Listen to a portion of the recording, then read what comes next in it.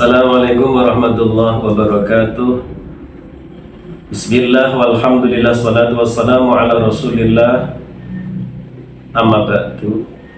Sahabat Jatim, calon pengantin baru khususnya dan masyarakat pada umumnya dimanapun berada, yang semoga senantiasa diberi kebahagiaan oleh Allah. As'adakumullah. Bagi yang tidak menjalankan atau menjalani atau merencanakan kehidupan pernikahan, senantiasa terkadang dalam benaknya terbayang sesuatu yang indah-indah, bahkan melampaui batas atau over ekspektasi. Tidak salah, namun juga harus menyadari betul bahwa fase kehidupan pernikahan itu selayaknya fase kehidupan pada umumnya. Terkadang ada dinamika suka dan duka, sebagaimana penyair menyampaikan dalam syairnya, ya halani syiddatun warohah wasab halani nikmatun wal bala. Dunia itu ibarat sekeping mata uang dengan dua sisi, terkadang suka, terkadang duka, dan bahkan kenyataannya banyak porsi perjuangannya, banyak porsi prihatinnya. Sebagaimana menyitir syair pula, wa mihan dunya katsiratun la tanqadi wa sururu ya'tika kal ayati, bahwa ujian demi ujian dunia itu datangnya silih berganti, dan datangnya kebahagiaan itu sendiri layaknya datangnya hari raya, hanya beberapa hari saja dalam rentang setahun 360 sekian hari. Orang seringkali membayangkan bahwa nikah itu ibarat bulan madu, tapi ingat, bulan terbatas waktunya 30, 29, 30, 31 hari, tidak lebih dari itu. Ada satu fase krusial setelah lewatnya masa-masa indah bulan madu itu. Setelah bulan madu selesai, itu ada hal yang patut dicermati, yang sekurang-kurangnya punya 3 sifat. Datangnya nanti setelah bulan madu, sifatnya sebenarnya kecil, dan yang ketiga bisa diselesaikan. Itulah yang disebut problematika kehidupan atau problematika kehidupan berumah tangga. Sahabat Jatim, sahabat calon pengantin baru yang saya cintai, saya banggakan, masing-masing dari kita perlu menyiapkan sisi mental, sisi kesiapan untuk menghadapi masalah. Karena ciri kedewasaan seseorang ketika dia berani mengambil beban tanggung jawab untuk menikah, sekaligus berani mengambil beban ketika dia dihadapkan satu problem kehidupan atau masalah dalam berumah tangga. Satu tips, beberapa tip yang bisa kami sampaikan bagaimana kita menyiasati atau menghadapi masalah itu sendiri. Di antaranya adalah sekurang-kurangnya tolong perhatikan beberapa poin dalam menghadapi problematika berumah tangga. Yang pertama, bahwa sebenarnya masalah itu sifatnya datangnya kemudian dan kecil, tadinya belum ada. Maka sebelum itu menjadi problem yang besar, tolong penting adanya kepekaan dalam menghadapi masalah. Kepekaan bahwa masalah itu harus segera diselesaikan. Karena satu hal yang seringkali menjadi problem ketika seseorang berusaha menunda masalah.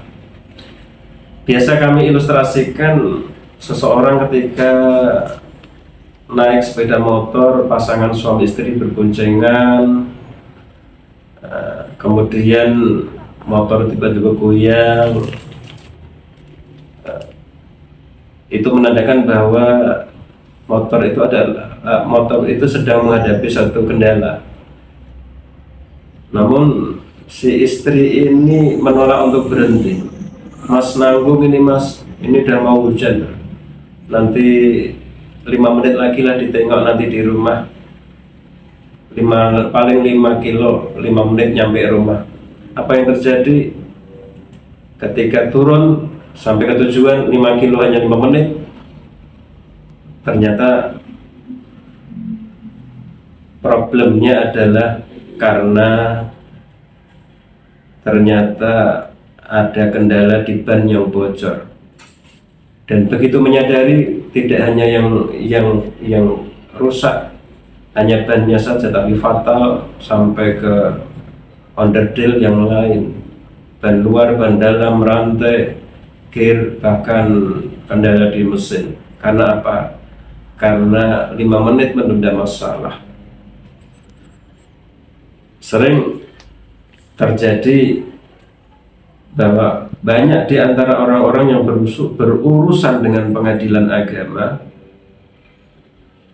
itu adalah mereka yang gagal menyelesaikan masalahnya atau meredam amarahnya lewat 24 jam. Emosi, amarah itu akan menjadi hal yang fatal ketika itu tidak segera kemudian didamaikan atau menemukan solusinya. Marah karakteristiknya panas. Panas itu sifat api. Sifat api membakar. Kalau terlalu lama di hati kita ada rasa amarah, panas, maka khawatirnya cinta yang bersemayam di hati ini hilang. Cinta minimal berkurang. Cinta berkurang. Cinta hilang atau berkurang, rumah tangga goyang. Maka sahabat Jatim, calon pengantin baru dan masyarakat, asadakumullah, maka selesaikan masalah itu dengan bijak. Satu, peka terhadap masalah untuk segera responsif menyelesaikan masalah itu. Dan langkah pertama adalah lokalisir. Selesaikan masalah itu secara bilateral berdua, suami istri. Anggap ini masalah domestik keluarga, jangan sampai membawa pihak ketiga. Selesaikan secara dewasa dengan berprinsip 5. Yang pertama,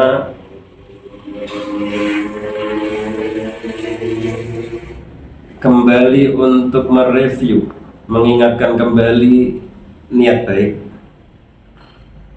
niat alasan awal dalam keinginan untuk membangun rumah tangga. Saling mengingat kembali masa-masa indah dan komitmen bersama yang dibangun. Dek, dulu kita nikah ingin berumah tangga, pasangan suami istri setia, suami istri dunia, kakek-kakek, nenek-nenek, hingga suami istri sesurga. Maka penting kembali kepada merefresh niat masing-masing pasangan itu. Setelah niatnya diperkokoh kembali, diperkukuh, maka yang kedua, saling membuka diri. Jangan sampai ada yang ngambek, tidak mau terbuka, tidak mau diajak musyawarah. Prinsip yang kedua adalah bermusyawarah. Makhaba man istasyara wa man istakhara. Tiada merugi orang yang mau bermusyawarah. Maka penting memusyawarahkan ini secara secara arif dan bijaksana, tanpa ada emosi, untuk menemukan solusi bersama. Kemudian yang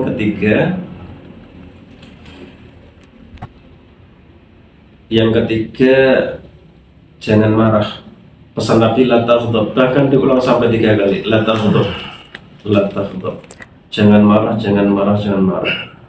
Ternyata marah itu potensi negatifnya besar. Apapun bisa kacau karena marah. Negara pun bisa kacau karena rakyatnya marah. Pun demikian dalam berumah tangga, untuk penting bagaimana meredam emosi ini sebagai upaya untuk menyelesaikan masalah. Kemudian yang berikutnya adalah bagaimana kita membangun mindset bahwa ternyata masalah itu kecil. Maka dalam benak pikiran kita pun kita sampaikan bahwa insya Allah masalah ini kecil bisa diselesaikan. Dengan power of mind, kekuatan pikiran kita, semoga ini bagian dari sugesti diri dan bagian dari doa bahwa kita diberi kemampuan untuk menyelesaikan masalah.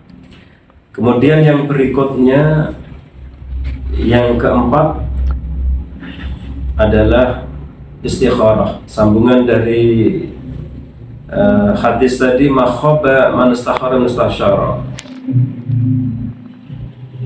Tidak merugi bagi orang yang mau istikharah dan mau musyawarah. Maka penting untuk kita minta petunjuk bila itu tidak bisa diselesaikan antara suami istri. Penting untuk menunjuk pihak ketiga atau hakam, orang yang bijaksana, penengah, untuk memberikan pencerahan, mohon petunjuk kepada mereka yang lebih berpengalaman, pembimbing spiritual kita, kiai atau ulama.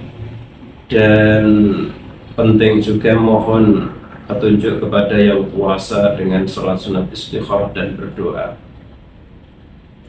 Karena silahul mukmin, senjatanya orang beriman itu adalah doa.